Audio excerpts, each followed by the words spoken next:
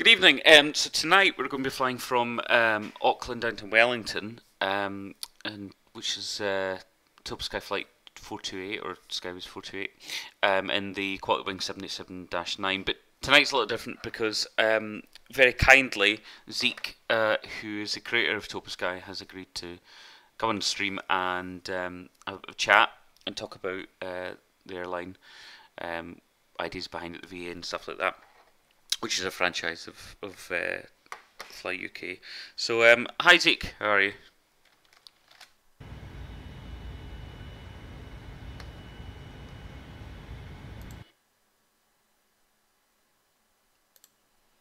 You there, Zeke? Yeah, I'm over here. Yeah, hello. Can you hear me? Yeah, I can hear you. How are you doing? Yeah, doing well. Hello, hi everyone. So, let me just, I'm just going to turn that down. There we go. So I'm foolishly going to try and fly at the same time we're having a chat. See how I got on. So where did the idea for TOPA Sky come from? So just gonna ask you, Richard, just don't break the planes. We don't have enough assays. Okay. Well, these are new, aren't they? We've just delivered them from Painfield, haven't we? Indeed, all the Dreamliners are new. We got some extra Airbuses for the Australian operation out of Qatar, and then the Q400s have been locally sourced. In terms of the where TOPA started, I was not involved right from the creation. I joined shortly thereafter, but the idea was just to serve a market where there's plenty of opportunity for for our members to enjoy some challenging approaches, some kind of flying shorter distances over the ocean than what we have from the UK, and then just the opportunity to see some different parts of the world. Nice, and the fleet's changed a wee bit, and the routes recently. So we had 767s, we had 3 A330s. Obviously 787s now come in and kind of replace them, and the route network's expanded kind of to cover a lot of Oceania. Where do you see the VA going in the future, if you can talk about? Yeah, so maybe it's worth touching a little bit on how we started with this. So when we started, we were only a few Cessnas, the 208 that we still have operating around New Zealand, the smallest, and then we had the Airbuses on the intra-New Zealand flights. There was an opportunity to increase capacity, to drive, to implement some additional flying, and that's where the 767s came from. As we're retiring them from mainline, I kind of begged and asked for them to come our way as a stopgap measure as we decided what was going to happen for the future. Always in mind that there was going to be something bigger. Of course, there is the necessity within the long distances and where we're located in the world to have a bigger aircraft. So that's where the 766s came from, and ultimately that's what the decision led to the -9s. In terms of the Q400s, there was always a big gap, and there's something we've discussed at plenty of management meetings. Ladies and gentlemen, we'd like to welcome the Dreamliner. At this time, I'd like to direct Cessna your attention 208 to to the the flight Airbus, and the attendants. Q400 was just perfect for it. So it's really enabled us to open a lot more of New Zealand. So I know a lot of members requested Chatham Islands. We got that on there now. We got Christmas Island over from Australia, and then we got a lot of intra-Australia flying, a lot of milk runs, if you will, which should be very exciting. Some longer stretches and some very, very short stretches. Zeki, can you say something? We'll give that a go. Sorry, I think there was a problem with the audio. I'm really, really sorry. Release parking brakes. Try that again. Say something. Oh, can you hear me? Yeah, I can hear you. Let's see if that's worked for Lewis. Can you hear Zeke now?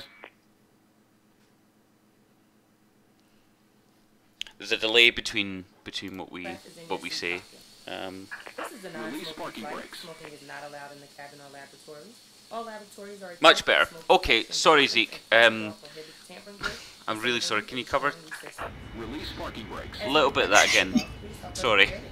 Yeah, no worries. I'll do it much more compressed now. So what we were just discussing was initially the 767s came as a stopgap. So using them as they were being retired from mainline flying, increase capacity, increase the number of destinations, especially on the trans-Tasman flying, between New Zealand and Australia, with the objective of getting a bigger gauge aircraft later on, like we've gotten the Dash 9s now. And then the addition of the Q400 was essentially for that, creating the right capacity, if you will, between a Cessna and a 320, where we couldn't get the 320 to operate to certain airports, and then the Cessna was too small to operate into others, or would have taken us 6 hours, something the Q400 could do in a couple. In terms of plans for the future, there's always thoughts going on what the next step is. I think in terms of seeing flying in New Zealand, it'll be just more additions of intra-New Zealand connections to the islands. What you will see more of is intra-Australian flying. So we've opened the first 2 bases. Hopefully 1 or 2 more will come. And then progressively what I'd like to see is an expansion more into the further parts of the Pacific and expanding into Asia. And then hopefully taking over some of the flights into the US and perhaps into the Middle East, Africa. And is there any, I mean, this is a kind of a personal question, I suppose, but is there any plans to put in something comparable to Qantas's 14 or it's longer flight, isn't it, from Perth to London? I don't know of us yet. I've thought about it a few times, to be quite honest. I think, I don't know if it would be the best utilized aircraft at the moment, considering we are quite short. As you can see, there's so many more points on the map we want to add, but never.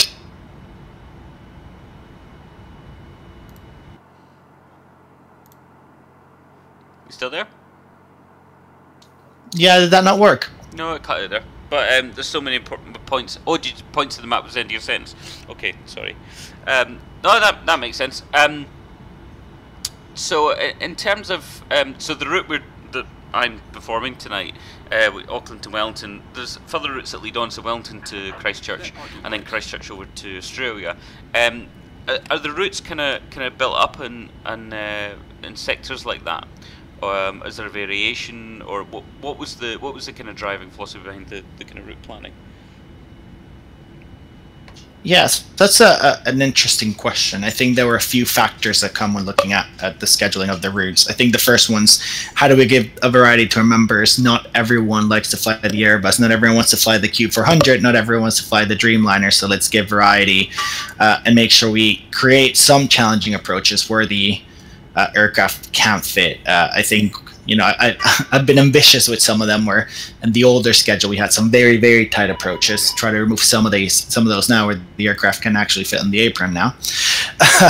But that's most of the mentality behind it, trying to give variety and ensure that everyone can enjoy as much as they can. Cool. And what's the kind of uptake been like? Has it been about what you expected, higher, in terms of pilots?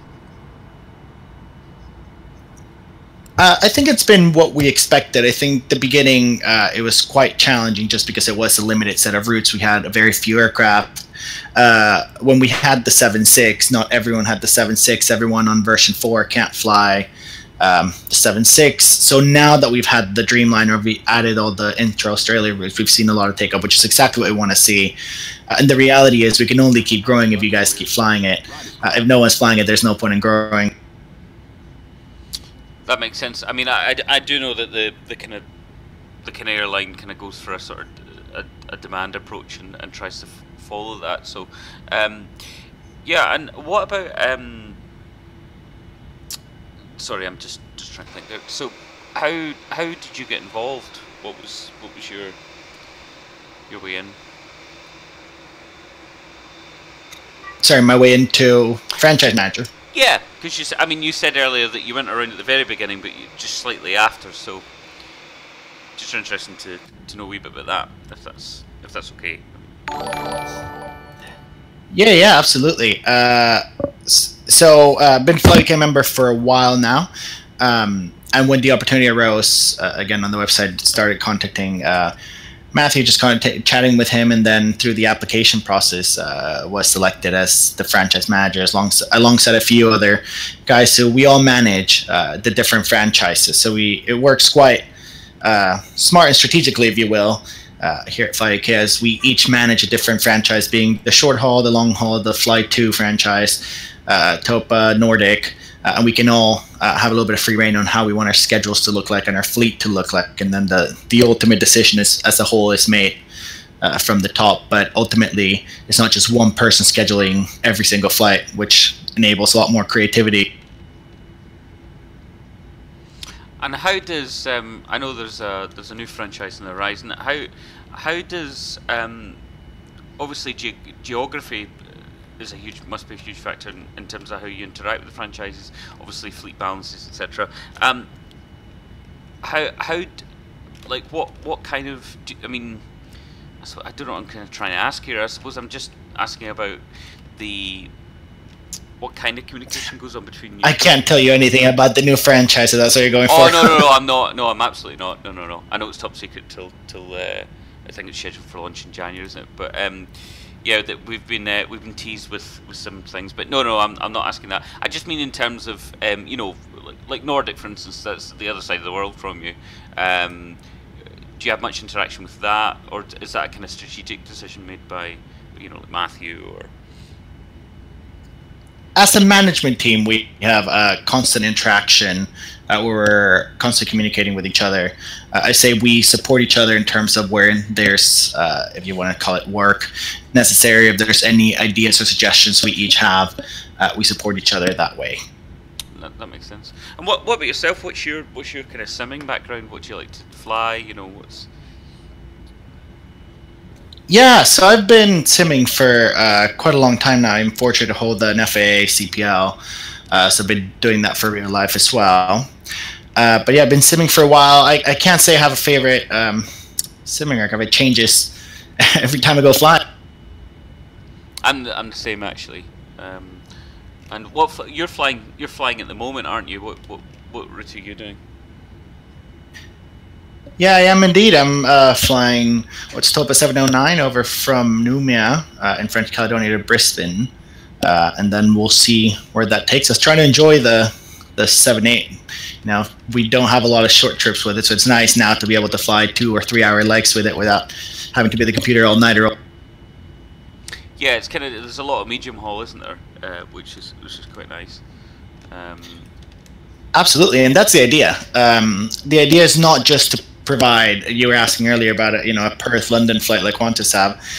The idea is not just to provide an extremely long haul or an ultra long haul like some people would want, but being able to balance everything and provide what are some of our long haul flights, with the addition of being able to operate wide body aircraft on shorter routes. Do you see? Sorry, give me a second. Trying to steer and think. Don't break the plane. Don't break the plane. Okay. Right, here comes. I'm not flying in VATSIM or anything, so and there's no AI traffic, so I can go straight on. LNAV, VNAV. I mean, essentially, I'm speaking to my boss while I'm flying the plane, which is risky. Safety will be involved. So, are you based in Oceania or? I'm not actually. I'm London-based. I'm fortunate to work for a UK carrier, so most of my days just involve working in the commercial department, and then coming home and flying for a bit. Nice. And so you work in aviation then? Is that what you're saying?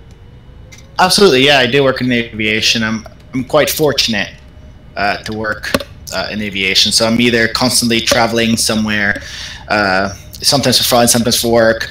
I also have, the opportunity to work as crewed on the back, but quite exciting nevertheless. In addition to that, I do work in the commercial department, making quite high-level strategic decisions on our operation. Nice. That's exciting. How long have you been in aviation? Was that your kind of first job after school, or did you rotate? No, it was first job after school. I always knew I wanted to be in aviation, so I've been working in aviation about 7 years now, give or take.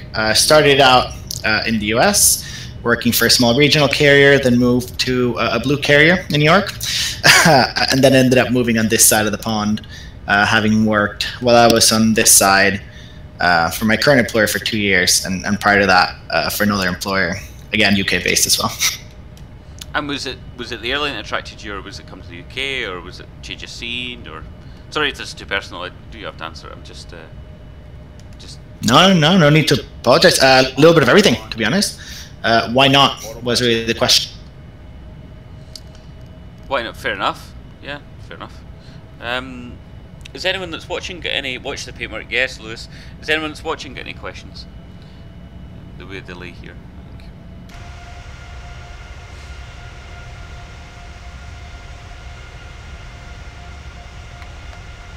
Flaps 1. Hi, Katrina.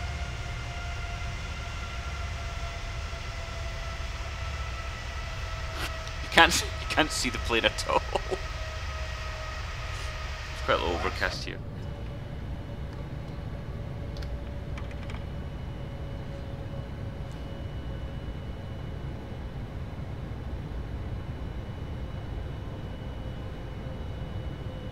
Do you have a favourite aircraft?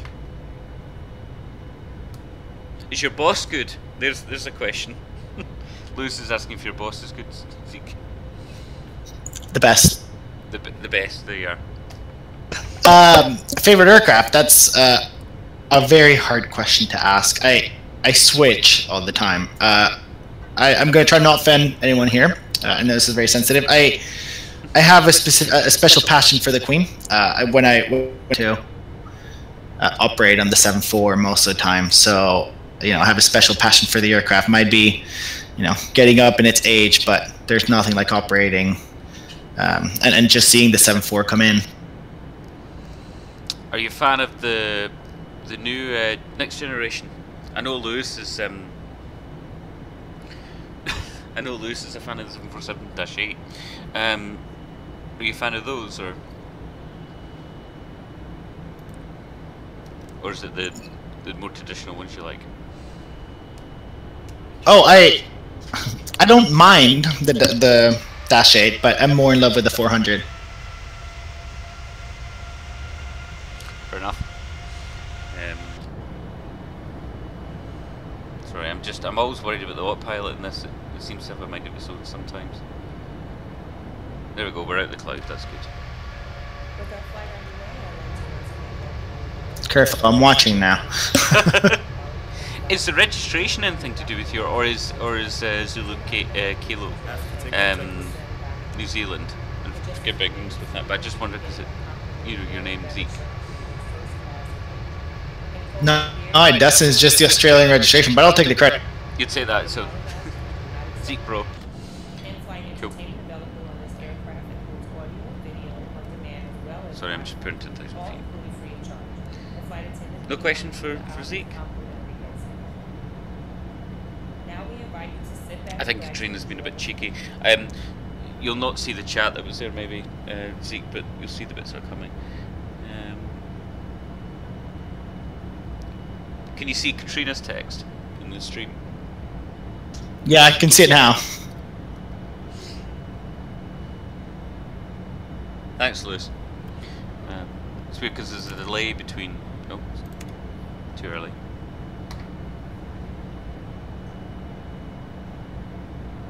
And presumably, what? I mean, before you applied for the franchise role, were you flying with Fly UK, or was it something you'd seen, or how did you get involved with that?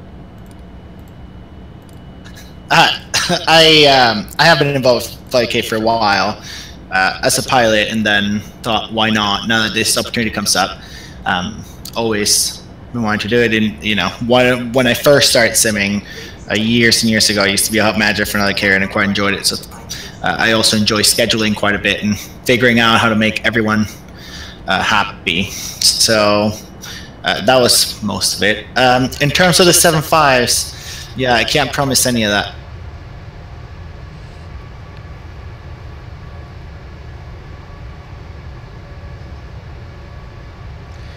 Yeah, that's I think that's Matthew Crick, the Super VC10. He's winding me up because I went off the end of the runway in a stream the other week. So if you were to if you were if you were trying to convince somebody to come and try TOPA, how would you present it to them? What would you say? That's a great question. I just simply ask them, I think, how good of a pilot they are. If they can, if they can manage to fly out here with the flights we have without breaking the aircraft, then they can fly anywhere. So come on and challenge it. Matt Murray, yes, Luke, you're right. Thanks, Zeke. The what? Sorry, you broke up. Oh no, I was responding to Luke Scott's message. I think I said that somebody was somebody else. It's Matt Murray. All the handles are different. Cool. I'm trying to think what else is there to know. I mean, feel free to just spout things. But who created the livery design? I'm going to go on a guess here and guess that was Matt, but I stand to be corrected by anyone on the stream. Matt Lewis, the painter, sort of the Leonardo da Vinci of Fly UK. Indeed, but I'm up to be corrected. But was it his design? I know that he does all the shot work, but does he design them all as well? Did you design them all, Matthew?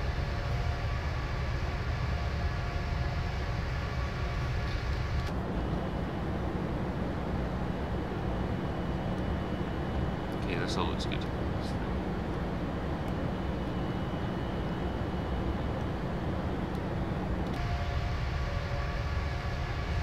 Yes, well, it's gorgeous. I really like it, particularly this kind of stuff.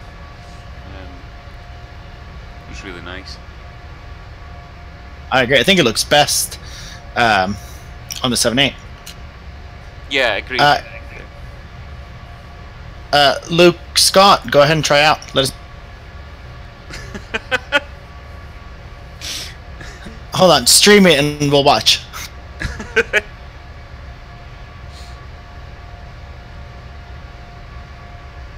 I think he'll. Yeah, that'll be interesting. That'll be.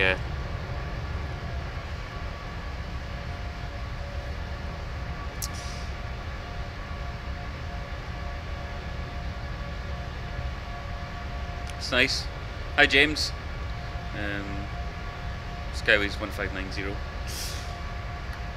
James, welcome, and you can get us to fly. You can come over and fly the Cessna as well. You need to fly just the 787 down under. Look, I just want to ask. Look, yeah, Zeke, you were talking about. Matt's asking about expansion into Asia. That's the kind of lot. There may be that down the line, but there's nothing in stone. Is that right at the moment? Yeah, that's long-term vision. I've had a few chats over with Matt about what we want to do. Long-term is how do we develop this into a, longer haul. So being able to offer our members the short haul, the mid haul, and the long haul option. But more to. And what are the bases at the moment?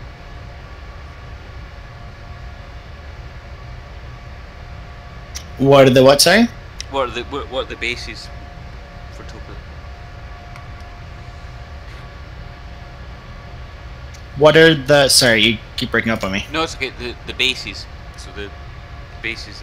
Oh, sorry. Yeah. So we just had the ones in New Zealand that we started with, plus addition. I don't want to call them all bases because what I've done is kind of base some aircraft all around and kind of give them a little bit of flexibility with that. But we have the Cairns and Brisbane that we just opened out in Australia, and then we have Auckland as a smaller base, which I've tried to develop with this last schedule. So we see a lot more flying out of that, and then you have your Christchurch, your Wellington, and your Queenstown down there that have most of the flying. And then additionally, there's a Cessna based in, I believe it's American Samoa or Pago Pago over there, where you can enjoy some flying with that. And there's sorry, just 2 seconds. No, look, I'm not ashamed of you because I've no idea what I should be ashamed of you for. Yeah, it's interesting as well because it's there seems to be a lot of in the flight in terms of what developers are doing. There seems to be, in the past number of months, there seems to be a lot of development for Australia, New Zealand, Orbex, which is released. I've got quite a lot here. I know they're Australia based, but there seems to be a bit of activity about it. I fly in VATSIM for almost all of my flights, and I know that that's not for everybody, but there's not a lot of coverage. Are you hoping that it'll drive kind of more focus in the area? It's a sort of like chicken and egg scenario, it'll kind of snowball a bit? I mean, this somewhat of a loaded question, isn't it? I'd love to say yes. No, but I don't know if we'll get to the level where people are going to start waking up on that end of the world halfway through the night to control our flights. I think eventually what the real hope would be is some of our members on this side of the pond end up being controllers down there and end up controlling during our hours. The biggest challenge we have when flying is that, GMT, where I'd say most of us, or at least where FlyUK is based, time-wise, it's an awful time for them down there to be connected either. When we're flying, they're sleeping, or vice versa. Well, I mean, funny actually, I actually don't like flying at night in the sim. I mean, I do most of the flying in the evening, but so for instance, this is set to the current time, which is an advantage to me. Matt's asking if there's some plans for any cargo actually, division or aspect. Yeah, not TOPA specific. We'd have to chat with the cargo guys and see what they're planning on that, and again, treat it like a separate franchise, but not TOPA specific at this point. Okay.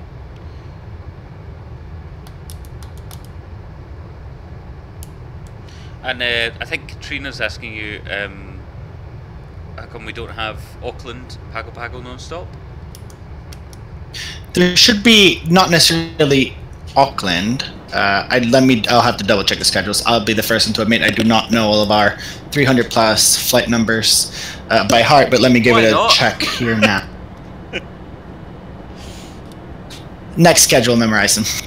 Yeah.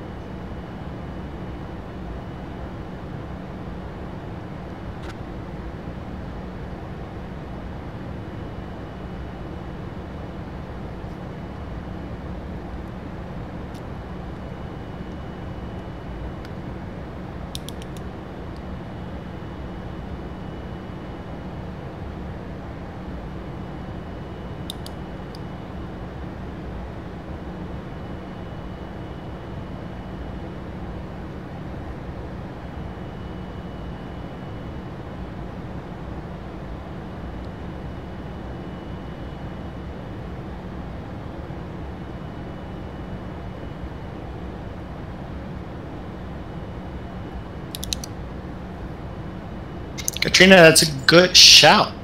Looks like we have a crew waiting for a plane to arrive that will never arrive. 10 points to Katrina there.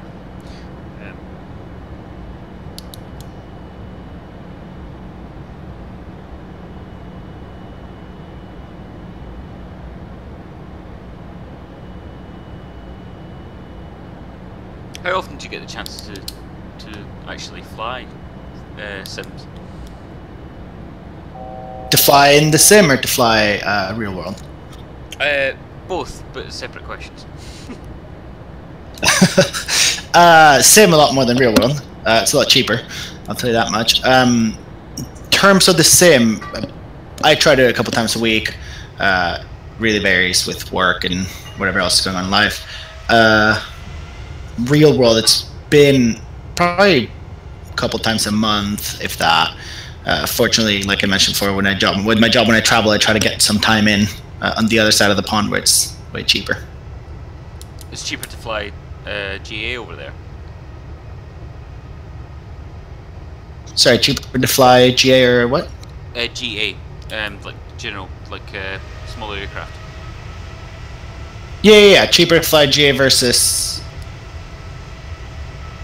versus GA in America versus GA in the UK or Europe. Oh yeah, yeah. Much cheaper. That's interesting because I don't fly. So what makes that? Is the fuel cheaper? Is it the market? Yeah. So my understanding here is a big chunk of it is fuel, and another quite a big chunk of it all the taxes that are paid for here, plus VAT, plus you have to pay landing fees at each airport you go to in the US. Most public airports don't charge anything, and even some that they do will waive it if you buy 5 or 10 gallons of fuel, so it makes it much cheaper in here. That's interesting. I didn't know that. The UK not send trainees over to New Zealand. Matt, do you mean like if they're studying with now it was CTC, but it's now changed, hasn't it? It's rebranded the training school. I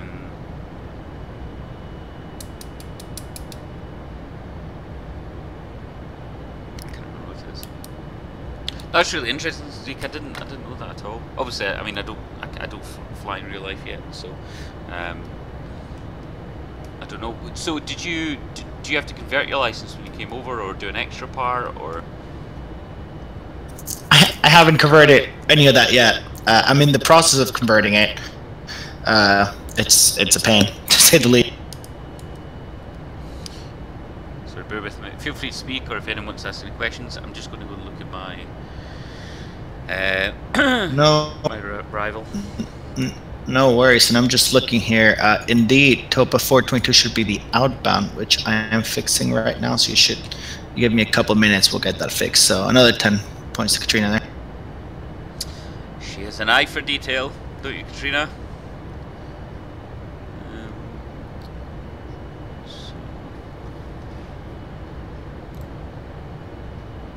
Papa.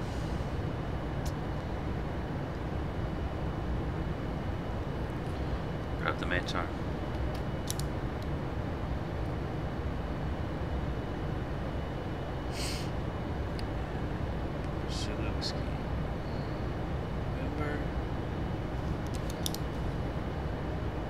No wind, QNH 1008, 16 degrees, 15 degrees dew point, visibility 6 miles. So I have the choice of runway.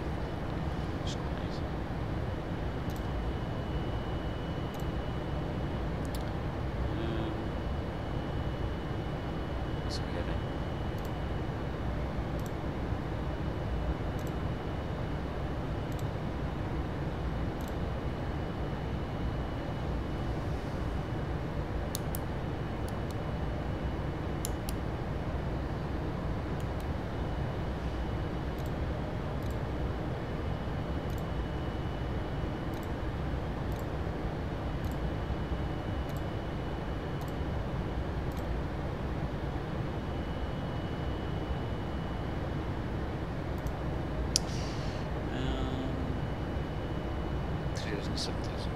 Okay. See. Live support, yeah, exactly, Matthew. Just because it isn't easy doesn't mean it's not going to be fun, Katrina. You know, auto brake to max, gliding in at stall speed.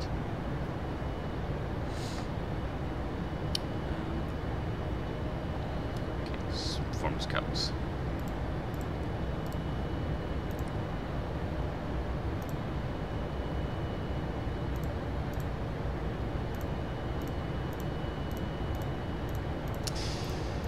Spoiler config. Auto brakes. Auto brake 1.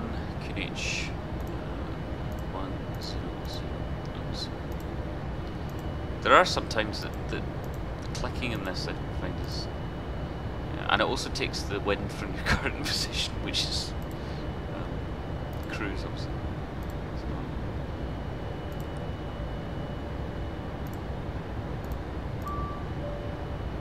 you have to do this for the LPO.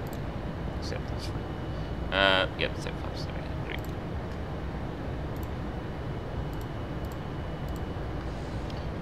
And set QNH up.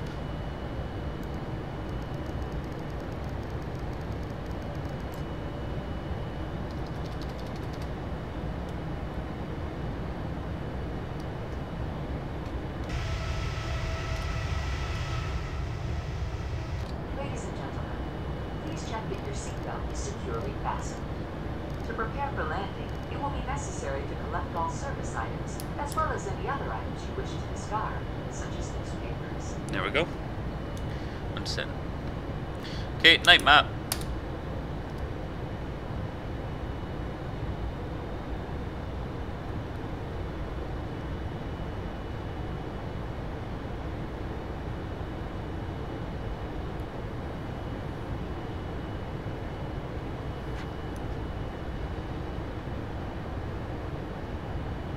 Alright, so the Auckland flight is now fixed, so enjoy. Brilliant, thanks very much. It's great. So what kind of types do you serve on then? Sorry, what kind of types I fly or operate when I'm operating? So for your as part of your PPL and then as part of your work. Yeah, so my PPL, I mostly I think I have a thing for low wing aircraft. So I'm a Piper guy, a lot more fun to fly. In terms of when I operate as crew, I'm on the 7.4, the triple, and the Dreamliner. Nice. What do you prefer? They all have their own little quirks. I think it really depends where in the aircraft you're working. It's great to work on the upper deck of 7.4. No, ballast also means usually flight deck for takeoff and landing. So it's quite nice, especially the 7.4 coming into Heathrow. The triple, I always prefer the 300 over the 200. 300 tends to be a lot better, nicer bunks for the crew. Just easier to operate, and out of the three, the 7.8 is probably the most fun, just because it's brand new. Nice. It's interesting. Slightly off topic, but I find it interesting. I was on my first Dreamliner last year. I was coming back from Newark, and I hit some turbulence over the Atlantic, and it kind of freaked me out a bit. Which then freaked my other half out because I'm the AV geek, and it freaked me out because it didn't feel like turbulence in other aircraft. Does that make sense? Is that expected? Do you find it different? It feels different in the air when you're on it, or was that? Never in turbulence. It's funny you say that because every time I've thought that you don't feel the turbulence as much. So it's funny that you say that. I think worst I felt has been on the triple, especially in the 300 when you're all the way back there, you know, and there's any bumps. The guys up front don't feel it as much as we do in the back. Because it's like a big lever, essentially, isn't it? That is exactly how it works. Yeah.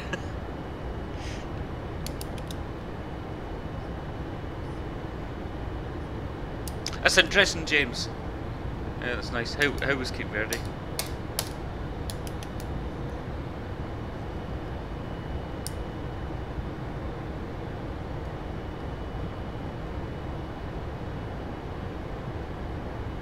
Cape Verde to 7.8. That's also an interesting itinerary.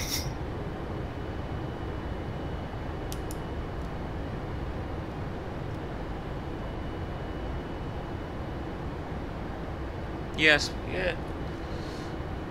Let's take a wee look at the. We talked a wee bit about routes, but let's have a look at them. So TOPA.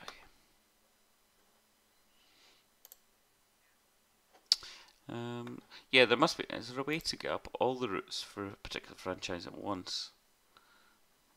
This is where we fly, but I want the map view. Yeah, we don't have it as a map, but you'll be able to. You can select the aircraft, which we have the TOPA aircraft. That's not sure. Okay, let's try that. I'm just going to check I'm not crashing. No, fine. So this is 7.8 then.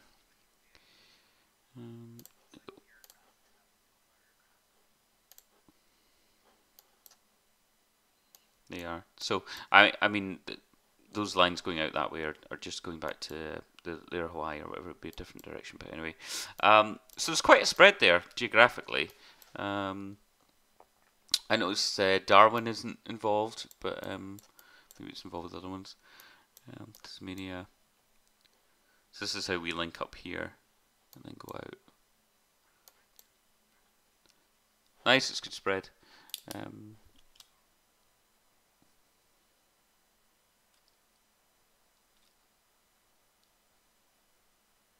Yeah, definitely. As you see, sorry, a lot of spread, lots of longer. So you can see there's Jakarta in there. You can fly Oyster Valley with the 7-8 to get to 6 hours. You have Honolulu.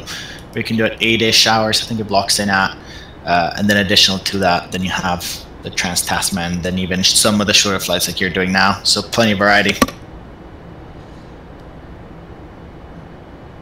No problem, James. Happy landing. Well, you know, Lewis, sunny Glasgow is where my work trips are, so it's not that bad.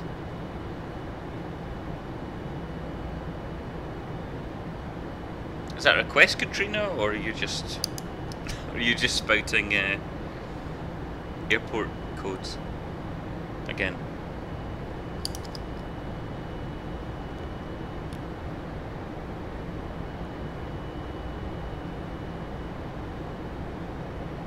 If only I had a reason to send a Dreamliner there, Katrina. If only I had a reason.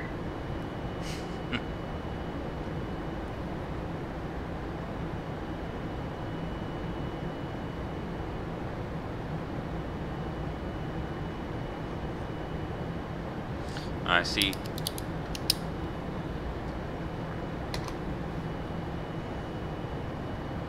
Matthew Management are fighting. The what, sorry? What was that for me? I was just pretending to Matthew that you and Katrina were fighting. There is no fight. There is no fight. Just need reasons to fly aircraft to places. As of now, not sure, not seeing why Vancouver or Anchorage would need a Dreamliner from. We can do it with the Aurora A380s, you see.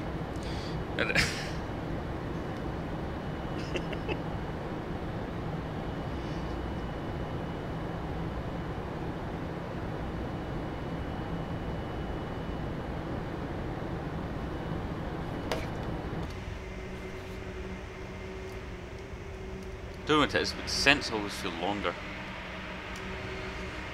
than another phase of flight. Oh. In the sim.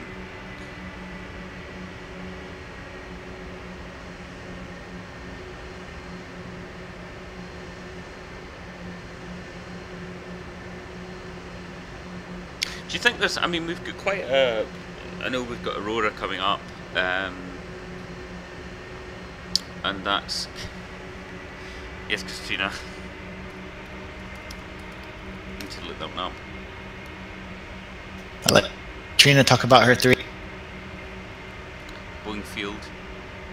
Very funny. I suppose, you know, there's Aurora and there's yeah, I wasn't going to ask you that. Sorry, don't worry, I'm not putting you on the spot.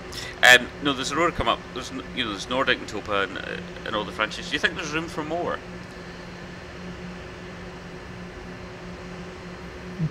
Well, that's a tough question, especially as what Lewis just said, the whole ops team watching. I think once Aurora comes in, it'll be interesting to see if there's space for more.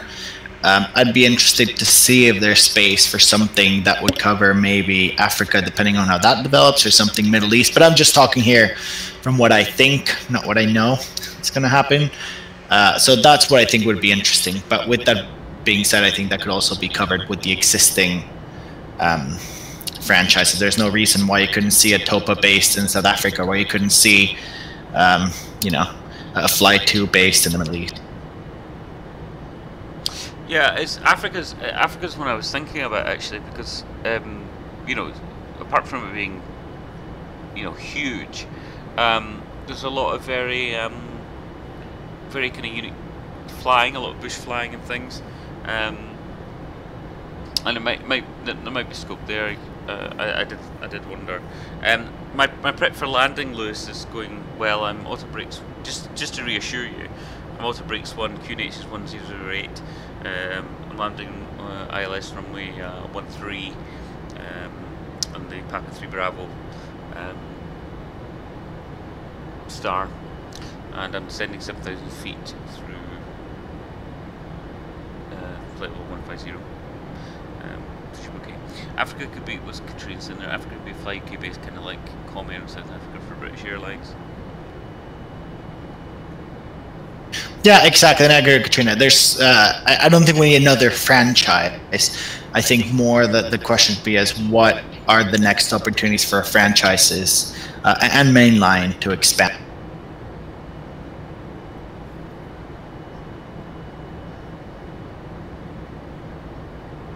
I mean, just from my point of view, I really like the and this is an argument against the point. I kind of, that makes sense to me, and I'm not involved in decision making. But it seems I quite like the franchise structure because it means that we can have all that variety without the kind of breakdown of structure, without the kind of free for all feel that you would have otherwise. Because we have an incredible range of types, you know, ranges, etc.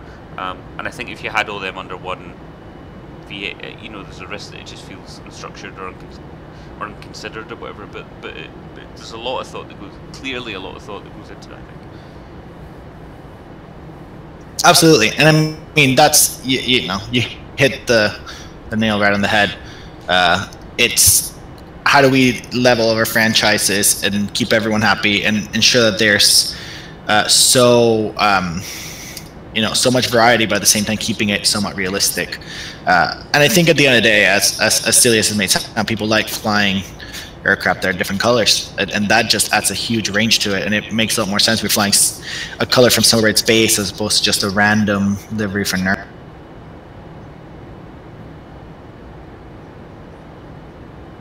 Don't know if that made any sense. Yeah, no, that makes complete sense. No, that makes complete sense. Yeah, I mean, it's a good mix of you know, I tend to think quite abstractly, so it's a good mix of freedom and security, and that adds, you know, variety, as you're saying.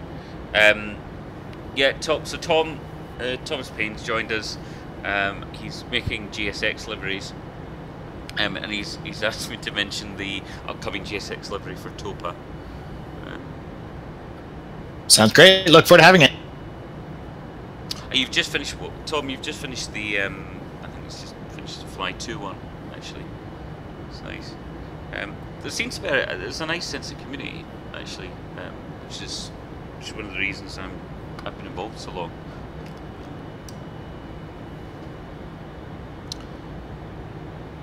Right. Sorry, I'm a little distracted now. Only 4 more to go, Tom. Is Matthew taking you under his wing as a painter? Here's a question, Zeke. What's the... I haven't looked this up. Do you know what the QNH, you know, the standard versus local QNH altitude, does it vary like it does in the UK? Or is it 18,000 feet like it is in the States or something else? Because I haven't checked yet. Sorry.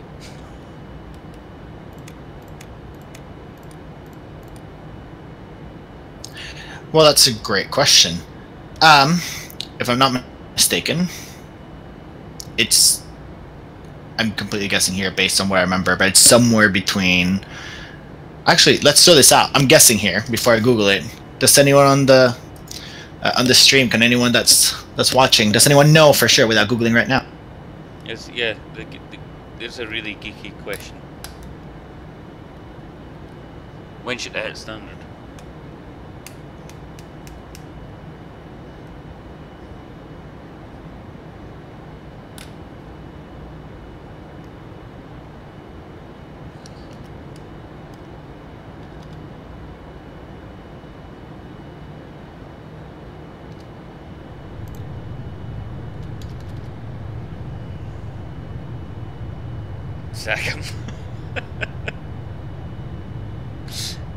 Katrina, is the transition altitude That's what I was looking for. Transition altitude in New Zealand. Is it standard? 10 points for the first one that guesses the transition altitude in New Zealand. Yeah, the person Correct. that guesses it gets to open a franchise. They want to sack me, Tom, because I don't know the answer to this.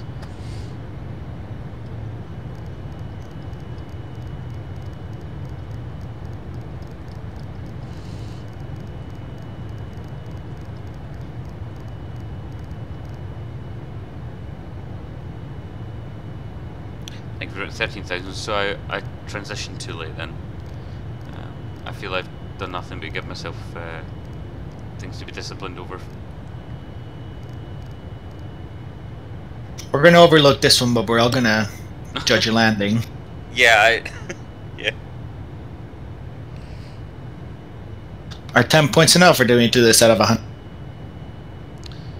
If you give them 100 points, they might get too carried away.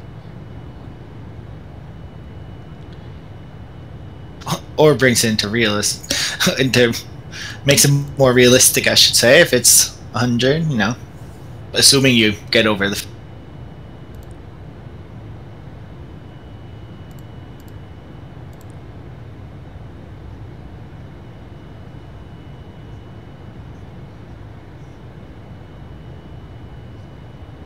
I think I'm too high.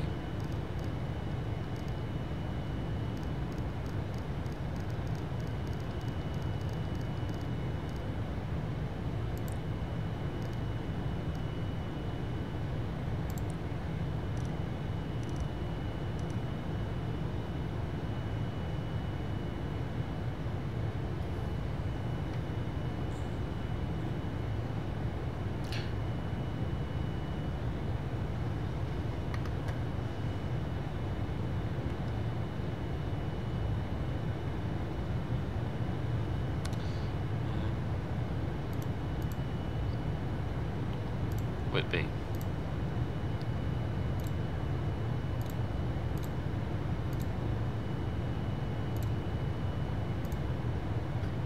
No pressure. We're just all watching. Yes, no pressure, just watching. Yes, I'm too high, Tom, thank you, yeah.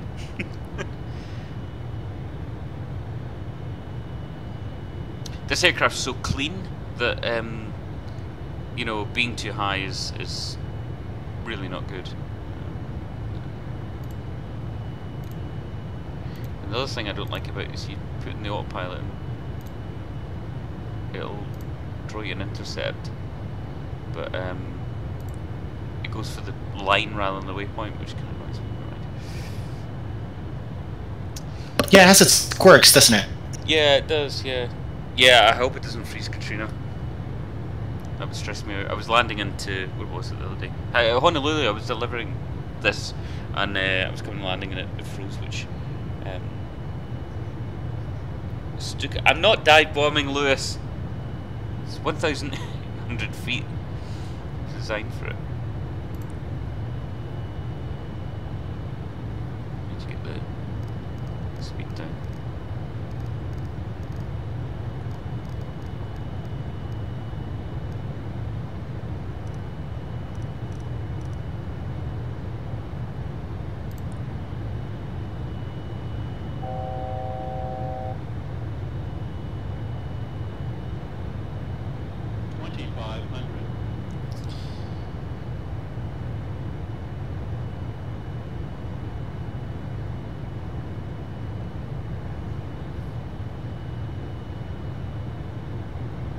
I just can't get the speed down.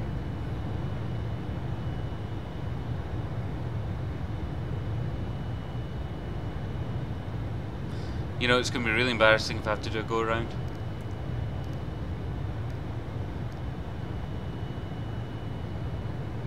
You're done.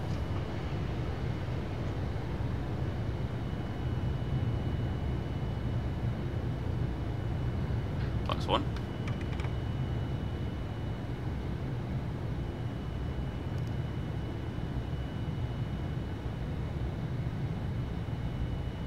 Oh, it's raining.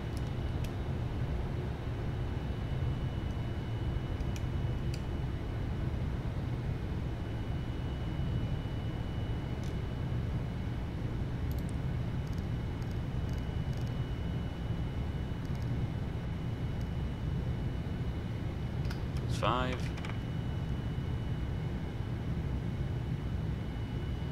Ladies and gentlemen, in preparation for landing, please return all seat backs and tray tables to their upright and stowed position. Ensure all portable electronic devices are turned off 15. and stow all carry-on items. Additionally, footrests and video monitors must be returned to their original position. Please be seated for arrival.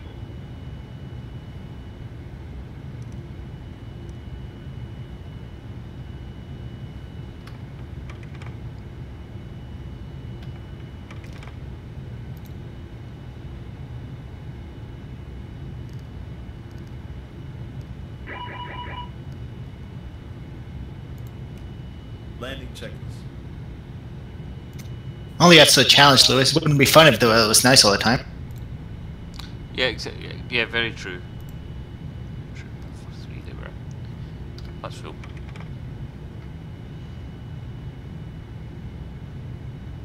Yeah, no, Tom, not pull up. No, I got this.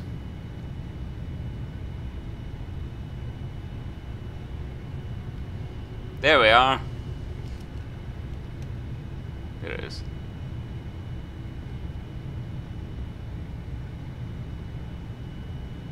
We don't have to worry because there's some nice soft water before the runway and after the runway. So if I don't make a good landing, we can always land in the nice soft water. You're pulling that one out of the water by yourself. Okay. Be very armed.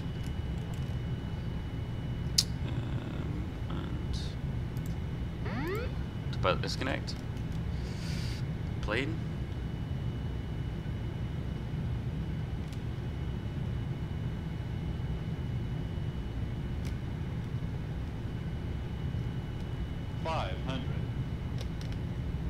The wind's quite bad actually. 400.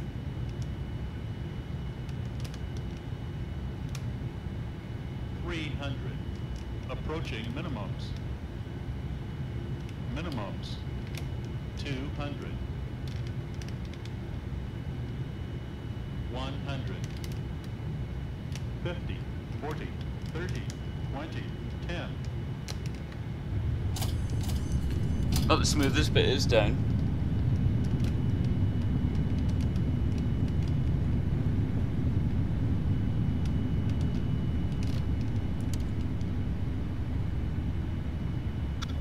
Not broken yet. Not broken yet.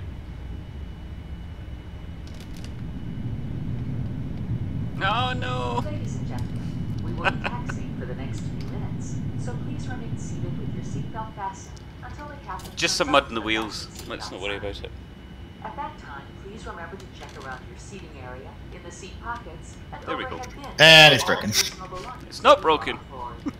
Please take care when opening the overhead bins, as the contents may have shifted during flight.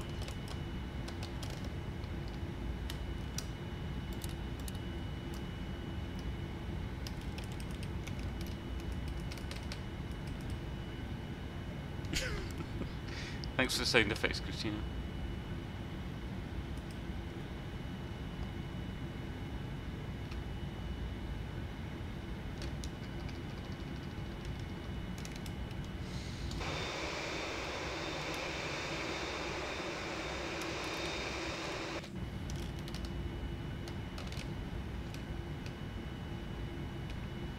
Yeah, I'll get some more Becks and I get some pennies.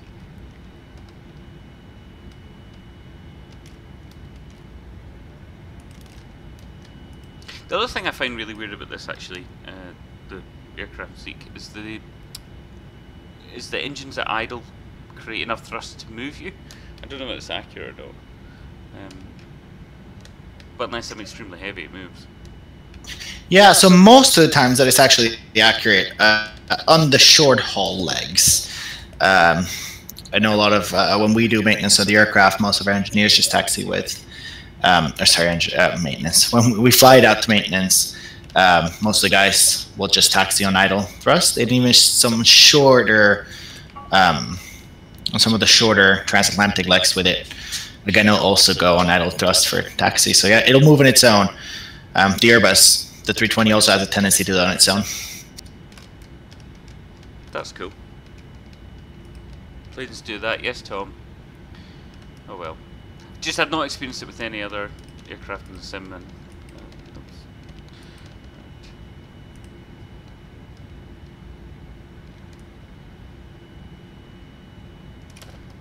park and brake. APU's running, engine shut down. And there we are. One of my worst landings. But that was really fun. I'm just going to get my pirate for that, and you guys can decide whether to deserve it or not. Zeke, thank you so much for your time and for answering all the questions. Really appreciated.